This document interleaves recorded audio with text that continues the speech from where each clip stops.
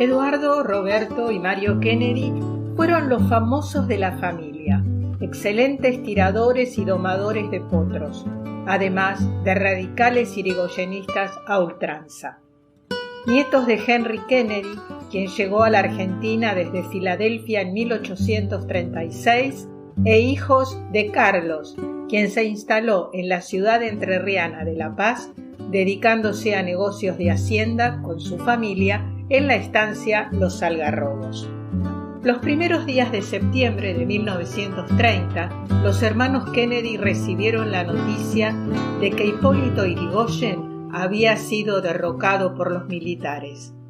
Sin dudarlo, armaron un plan sincronizado de ataque en varias localidades del litoral argentino, con el objetivo de comenzar una revolución para derrocar al presidente Uriburu. El 3 de enero de 1932, los hermanos Kennedy, junto a un grupo de hombres, tomaron la comisaría de la ciudad de La Paz. Pero desde Concordia les informaron que la revolución había sido sofocada sin empezar. Lo mismo ocurrió en Curuzucuatiá y en Goya. El levantamiento contra la dictadura fracasó. Eduardo se comunicó con el gobernador de la provincia de Entre Ríos, Luis Echeverre, quien les exigió que se rindieran. Pero los Kennedy no aceptaron y declararon la guerra. Iban a pelear hasta el último cartucho. El gobierno nacional ordenó capturarlos vivos o muertos. Los hermanos partieron hacia Corrientes con mucho armamento, pero solos. Fueron perseguidos por el ejército, la gendarmería, la aviación y la prefectura. Pelearon en tierras entrerrianas y correntinas, siempre con la ayuda de amigos que los escondían y con sus tiros certeros que los alejaban de sus captores. Los Kennedy llegaron a Montecaseros y allí, conocidos, los llevaron en coche hasta la frontera con Uruguay. El gobierno militar no pudo disimular su fastidio. Se habían escapado. Allí comenzó el obligado exilio, que duraría hasta fines de la década del 30. Entonces Mario se instaló en Corrientes, Roberto regresó a La Paz y Eduardo se quedó en Buenos Aires. Los hermanos Kennedy pudieron haber cambiado nuestra historia. Su valentía en defensa de la democracia fue ignorada durante mucho tiempo por un sector de la comunidad. Pero sus hazañas y convicciones se transmitieron de generación en generación, dando prueba del valor del pueblo entrerriano frente a las injusticias. Hoy los hermanos Kennedy dan nombre a la avenida principal de la ciudad y su historia está plasmada en las garitas de los colectivos. Las mismas fueron intervenidas entre los años 2017 y 2018 por la artista Milagros Ríos y sus alumnos del taller de arte.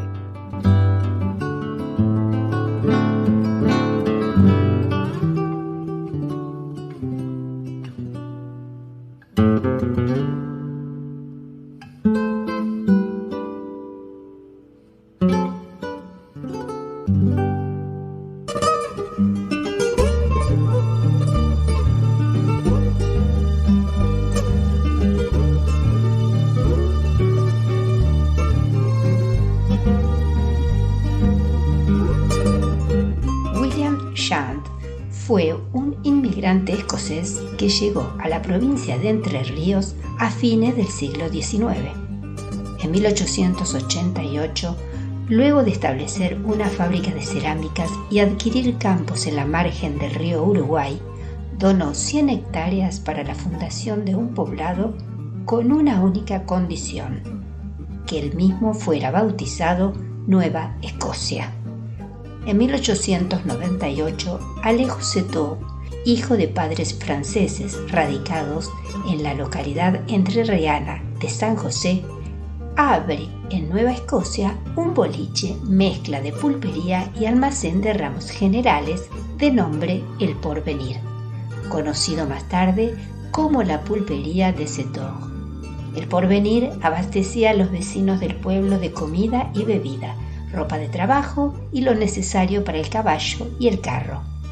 El boliche fue sitio obligado para las familias de los obreros forestales que trabajaban en las plantaciones de eucaliptos.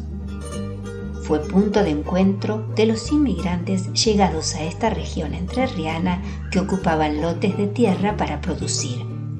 Como almacén de ramos generales, abastecía de mercaderías a los vapores de la carrera tanto el Ciudad de Buenos Aires como el Washington, que viajaban a Concepción del Uruguay o a Buenos Aires, navegando por el río Uruguay. La pulpería de Setuor, rodeada de altas y añosas casuarinas, actualmente se encuentra abierta en su lugar de origen, en buen estado y con su estructura casi original, a pesar del paso de los años. Desde 1967 están detrás del mostrador del almacén Raúl y su esposa Palmira, nieto de Alejo Setuor, para continuar con el legado familiar, haciéndose cargo del emblemático boliche ubicado en Nueva Escocia, la villa ribereña que hoy apuesta al turismo, aprovechando las aguas del río de los pájaros, como siempre llamaron los guaraníes al río Uruguay.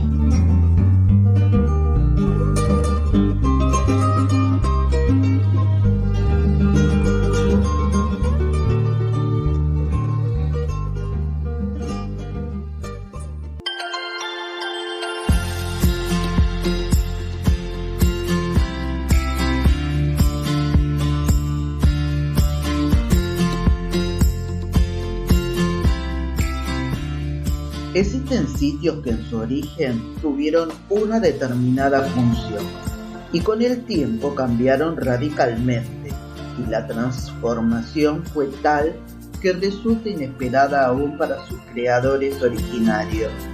Así ocurre con el molino harinero de la ciudad Victoria en la provincia de Entre Ríos. En el año 1873, las autoridades de la ciudad apoyaron la idea de llevar a cabo la construcción de un molinero hidráulico en la costa del arroyo El Ceibo, que justamente circunda la ciudad de Victoria. Al mismo tiempo, inmigrantes vascos y luego genoveses fueron los primeros en instalarse en estas tierras con sus familias, quienes venían de Europa acosados por guerras y malaria. Y estos inmigrantes muy dispuestos en trabajar utilizaron el molino harinero y fueron los primeros en producir pan, pero a su vez buscaron en los pobladores colaboración, enseñándoles la receta que habían traído de su país de origen. De esta manera y con el correr del tiempo, tuvieron una gran producción de pan que transportaban en carretas a los diferentes puntos de la provincia. En el año 1882, el molino fue vendido a unos extranjeros italianos que decidieron cerrarlo como tal y durante años estuvo abandonado hasta que los nuevos propietarios lo convirtieron en un hermoso y lujoso hotel con el nombre de Complejo El Molino. Basta con entrar a él para encontrarse en una especie de museo viviente. Además ofrece excelentes propuestas gastronómicas con verdaderos platos gourmet y un hermoso parque gaucho donde es posible vivir un tradicional día de campo con sulky, cabalgata, gauchos y pulpería incluida. Es así como los cambios impactan. En principio el molino, luego la producción del pan y hoy en día un hermoso hotel, que resultan ser la interesante historia que podemos conocer de la ciudad de Victoria, que conserva el aroma a pueblo de otros tiempos y desarrolla a la par sus condiciones de atrapante destino turístico.